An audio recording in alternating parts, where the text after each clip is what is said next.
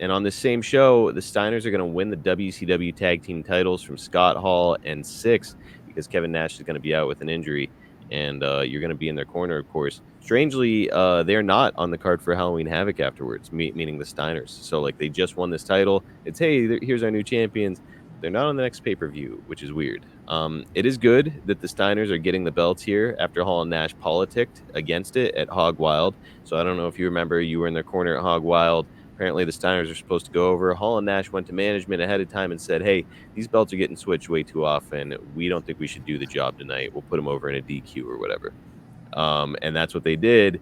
But so now here the Steiners are winning it, whatever, a month or so later, but it's on national television as opposed to on pay-per-view. So, Ted, I say all that to ask you, is it a bigger deal to win on a title on pay-per-view, or is national audience on Nitro just as good? What do you think?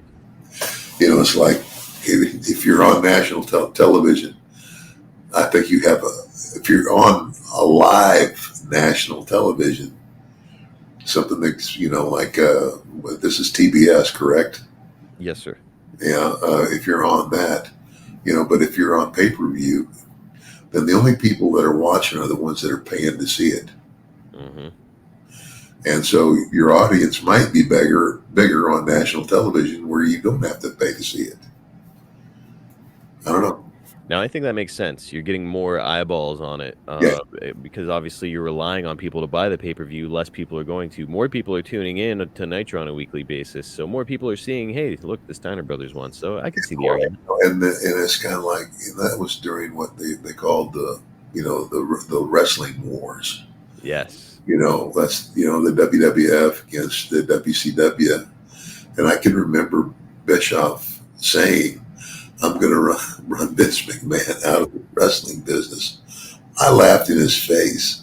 I did. I said, are you kidding me? I said, nobody's going to run Vince out of the business. As a matter of fact, I think he'll be here long after you're gone. And then lo and behold, all these years later, some young lady ran him out of the business. That's a story for another day, though. Well, look how, in terms of Eric Bischoff's run at WCW and Vince McMahon's run, not even close. Not even close. Yeah. Yeah. So it was a total of 83 weeks that Eric Bischoff was beating Vince McMahon in the ratings. And that's it. They went back and forth there for a while, and then WWF took over and never looked back. Well, and the other thing you have to realize is that all the talent that was on WCW during the war, where did those guys become famous? Yep. Pretty much all made their name with the WWF. Mm-hmm. That's the deal. Really, the only notable exceptions are Sting, DDP, Goldberg. That's about it. Those guys, made big names for themselves. But the rest of the crew, yourself included, straight from Vince. Yeah.